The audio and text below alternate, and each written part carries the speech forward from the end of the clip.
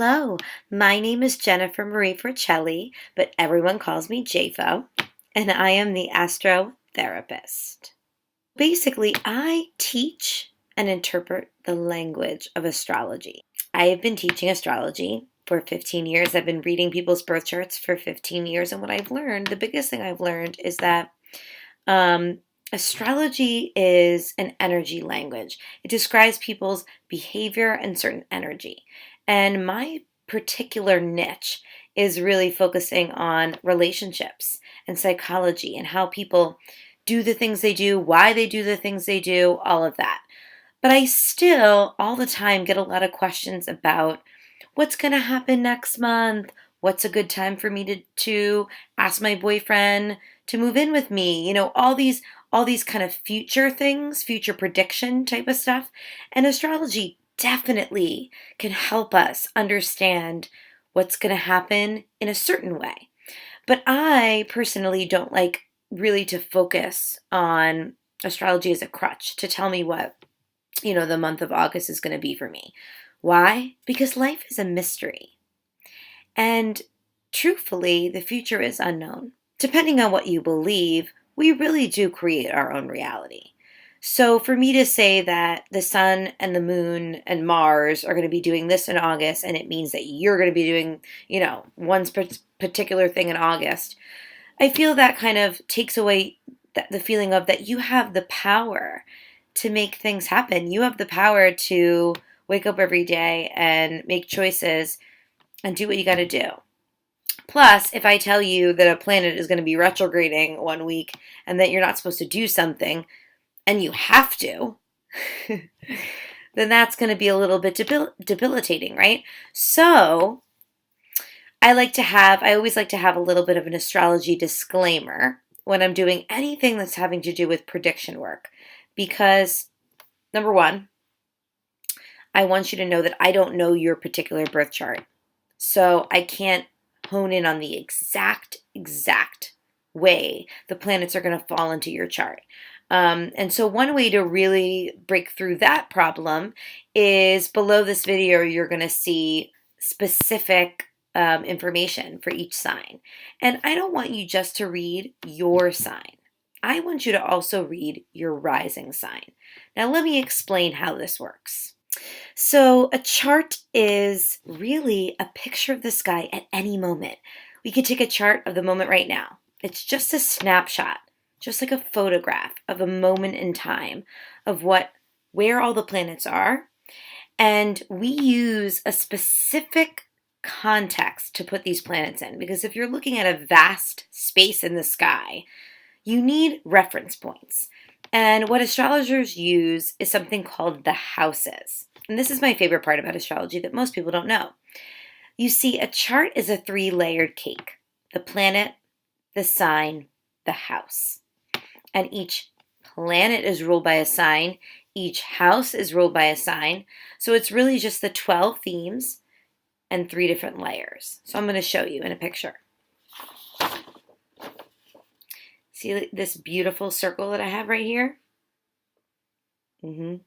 So as you can see, we have the moon in Taurus in the 10th house. So that would be Taurus. The moon is ruled by Cancer. So it's a Cancer energy with a Taurus energy in the 10th house, which is the Capricorn house. So see how hard it is to read astrology? It's very, very, very specific. It's 3 layers. So if you're a Taurus, you're not just a Taurus. Oh, no, no, no. You are a Taurus in whatever house you're in, and that's why people are complex. They're not just one way. We're all very complex beings, and we're not all the same. Now, when it comes to the movements of the current planets now, what's so cool about that is that you take those planets and you place them in your chart. So let's use the Sagittarius chart right here I have. So Sagittarius is the first house right here. So when any planets are in Sagittarius, they're going to fall in this first house right here. To know what is this first house for you is called the rising sign. it is so super important to know your rising sign, because if you know your rising sign and then you read your horoscope based on that sign versus your sun sign, it's going to be extremely more accurate. But I advise you to read both. So you're going to see below a calculator where you can go plug in your birth information and find your rising sign. You need your time of birth, but once you do that, you're going to just know a lot more about the houses for your chart. And that's going to really help you with horoscopes. Another thing to note about this astrology disclaimer is that there's many influences going on in your life. Astrology, like I said before, is a very complex subject. If you analyze it too much, you can drive yourself a little mad. Sometimes you just got to let go and let be, right? So you've got the energy of your spouse's chart and their energy. You've got anyone that you're living with's energy. You have all the other planets in your birth chart. I mean, there's so many aspects going on at once. To say that this is the perfect time to do something, it can sometimes be a little neurotic. One of the biggest things that I teach with my work and why my business is called astrotherapy is because there's that therapy aspect to everything. I like to call what I teach as JFOology.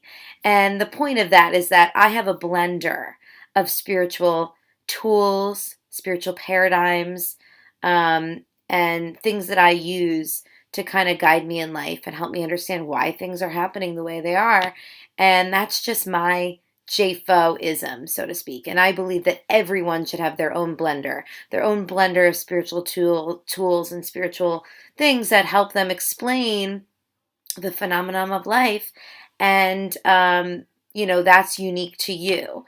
So to say that astrology is the only way would end up not keeping you open, which is, I think, the biggest, most important thing to do in life. So now let's get to the fun stuff. Launching. Whenever you're launching a product, a program, especially in this amazing world of online marketing and online business that a lot of us are in, it could be very overwhelming. When should I launch? When should I be planning? Because if you think about it, a lot of times the biggest part of a launch is the prep work, getting that content in order, getting all the moving parts and pieces organized. And so, when you think about launching, really, every planet is an influence to that. We'll just go through some planets to give you an example. The sun is ruled by Leo. It's the planet. It's basically just our ego identity. And that's why when someone says, what's your sign? You're saying your sun sign, because it's your identity. It's your focal point. It's the spotlight of you. Leo is all about the spotlight. The sun, think about how bright and big it is. It's all about the spotlight. And so the sun obviously is a huge factor when it comes to launching something, because it's putting yourself in the spotlight. So there's the sun. The moon is the planet of emotions. It's emotional security. It's how we feel secure emotionally with ourselves and our environment. And it's the unconscious part of what's going on, whereas the sun is the conscious part of what's going on. And so obviously that's going to affect, your moods are always going to affect what you're doing in life. Jupiter is the planet of abundance. Wherever it goes, there's going to be abundance. There's going to be a lot of learning, a lot of growth, a lot of travel. And so that's the Jupiter planet. And so, you want abundance. Maybe you want Jupiter in the Taurus house, the second house, which is the house of money, because that would mean abundance with finances, abundance with stability. There's many combinations. There's many planets that can influence anything at one time. So to not overwhelm us, I decided to focus on 2 planets when we're going to look at launching something. I think the 2 most important planets to look at is the planet Mercury. Mercury is the planet of communication. It's actually ruled by Gemini and Virgo. So Gemini's aspects to that would be communication, the written word, how you're expressing your and verbalizing anything that you need to say. So it's really about communication, but not just speaking. Also technology, emails, texting, the internet, online, anything online. So Mercury is a huge, huge influence to when you're launching. I think it might be the biggest influence. And also another aspect to Mercury is it's also ruled by Virgo. And Virgo's, a lot of Virgo's traits are, the daily routine, time management, organization, being of service, being the worker bee. And another aspect to both of those planets that influence Mercury is commuting, even commuting and just traveling, that neighborhood kind of local travel that you need to do. So sometimes maybe your launch is going to involve people, maybe it's an event that you're launching and people are coming to visit you and coming to see you and they're traveling, your guests are traveling. That's a huge thing to take note of when you're talking about launching. So Mercury is planet one we're going to focus on. The second planet we're going to focus on is Mars. The reason we're going to focus on Mars is because Mars is the planet of drive. It's the action planet. Wherever Mars is, we have adrenaline, we want to take action. It is also the planet of sexual drive, but in terms of launching, it's really the planet of getting that adrenaline, getting that energy, putting something out there, taking action with it. And if Mars is doing something that's going to go against that, we need to know, right? We need to know because it's not a good time to take action.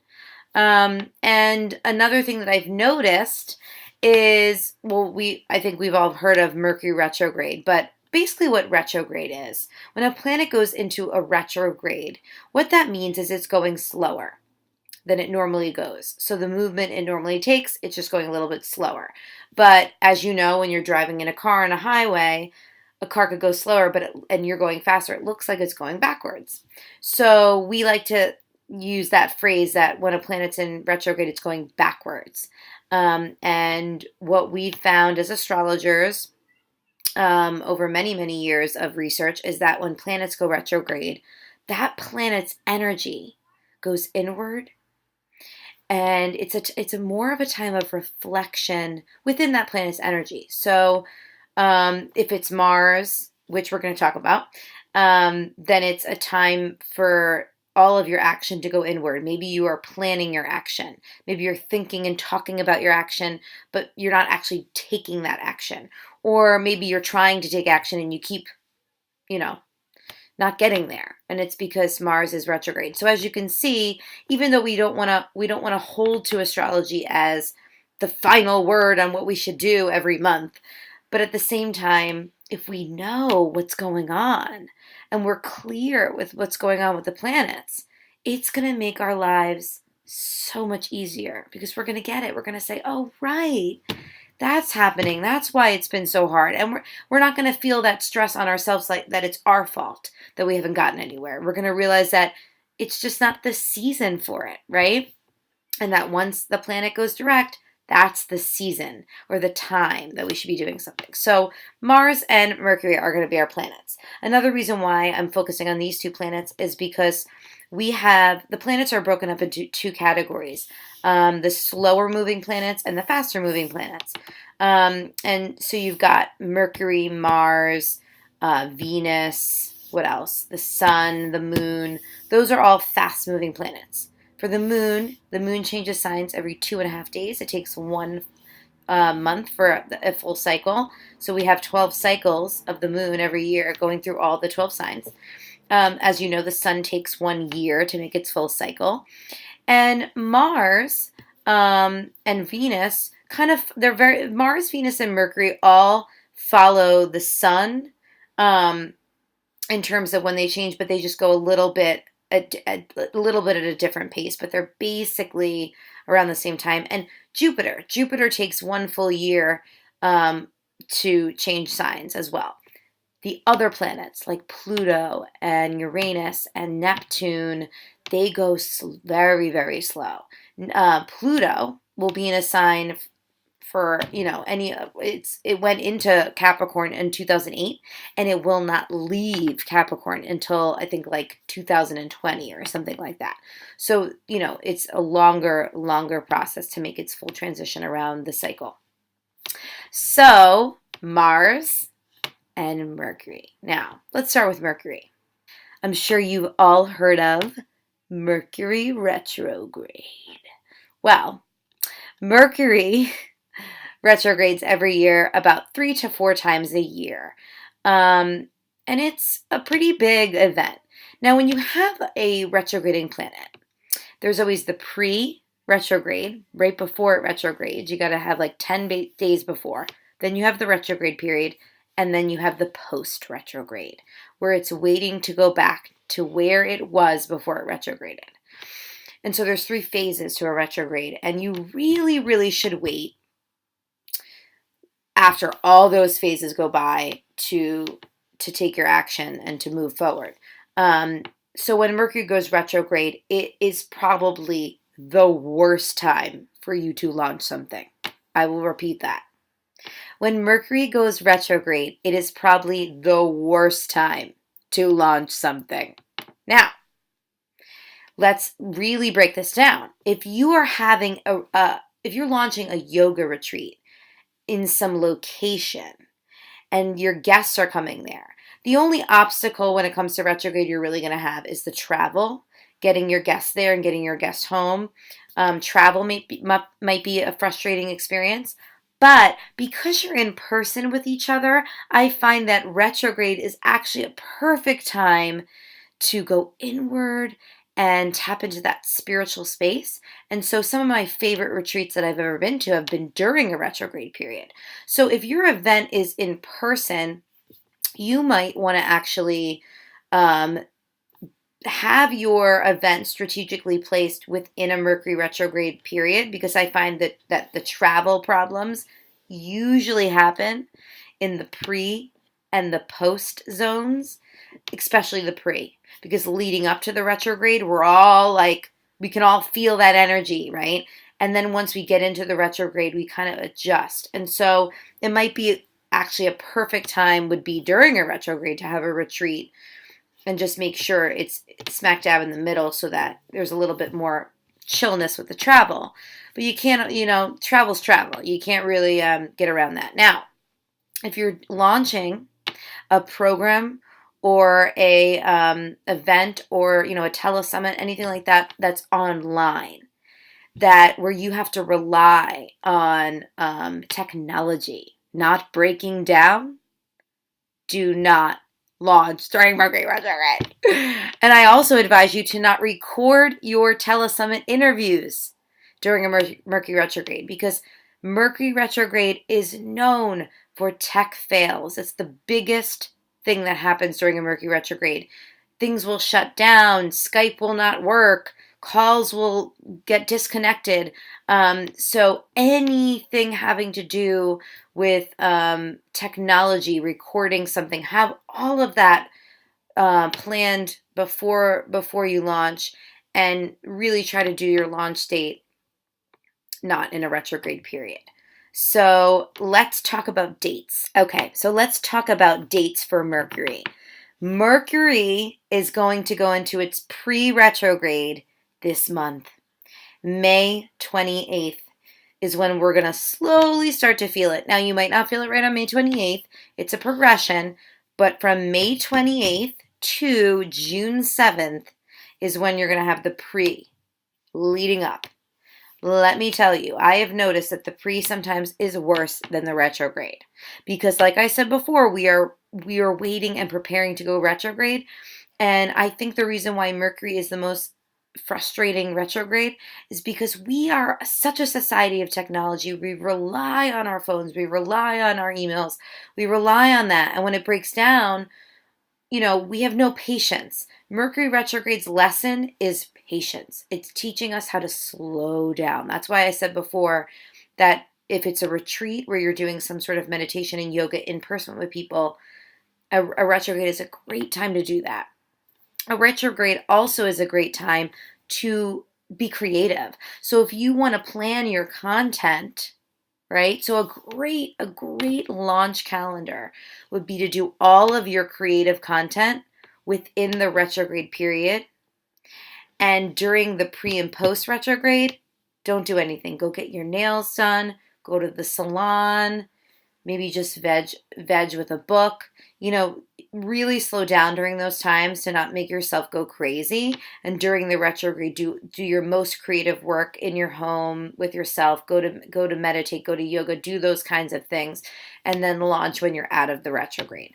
So we start the pre on May 28th. The actual retrograde is from June 7th to June 30th. This particular retrograde is during Gemini, where Mercury is going to be going back and forth from Gemini to Cancer, and it's going to be a more powerful retrograde because Mercury is ruled by Gemini.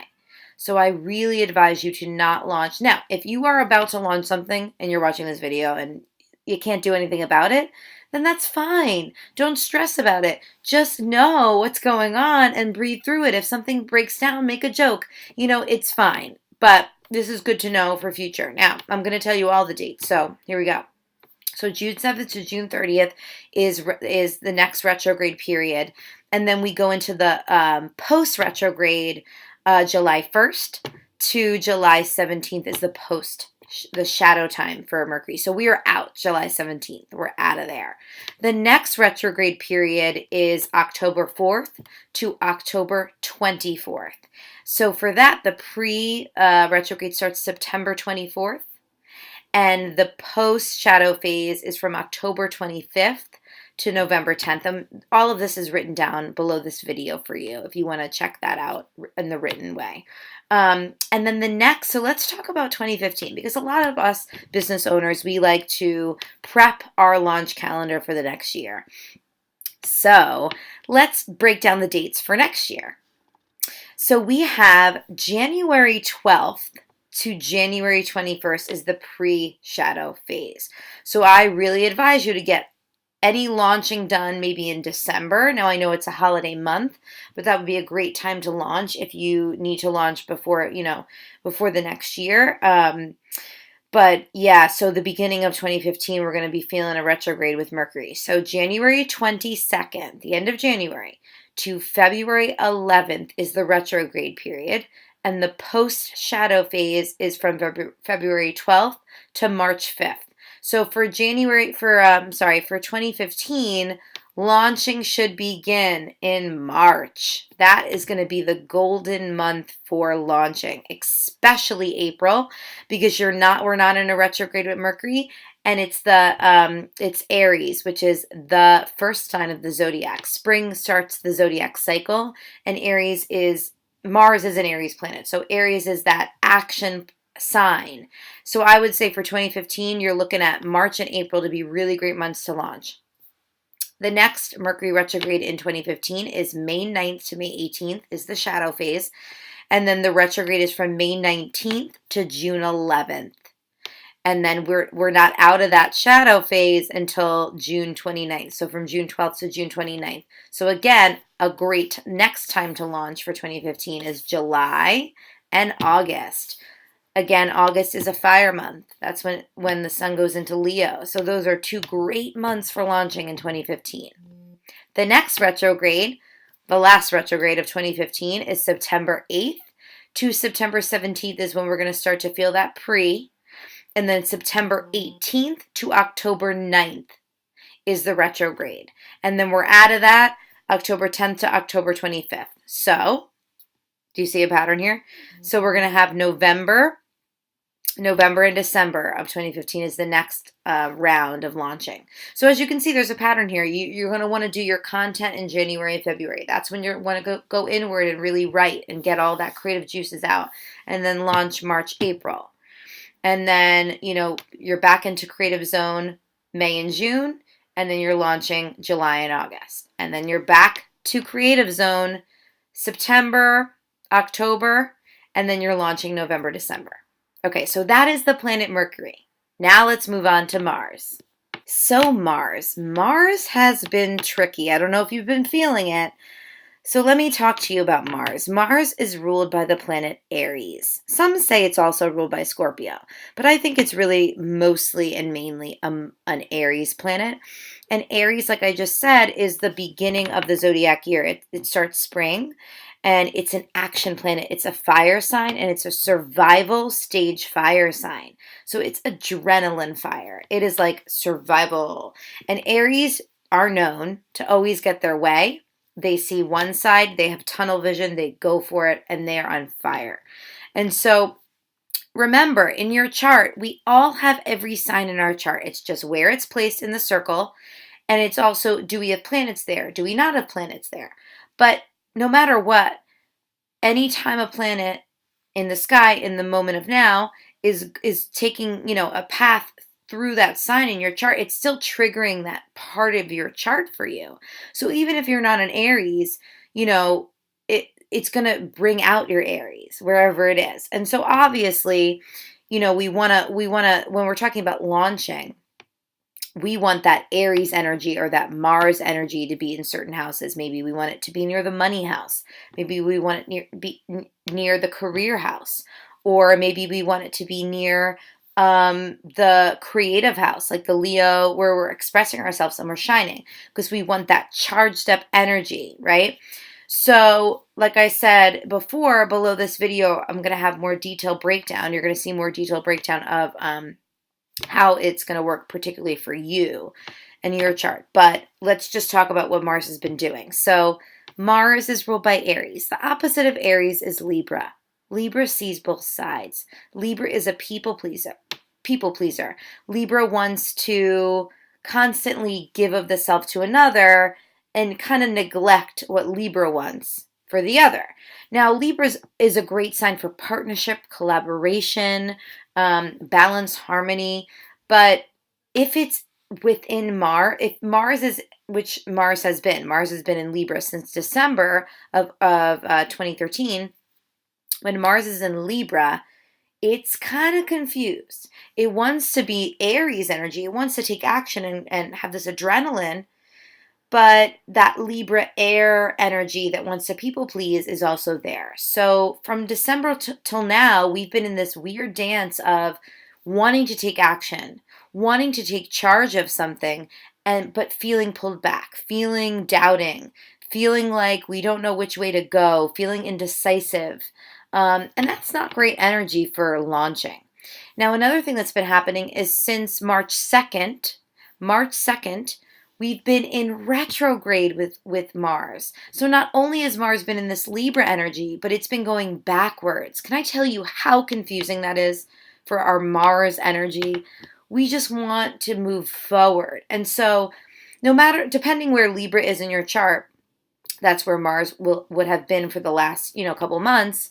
For me, it's been in my career house.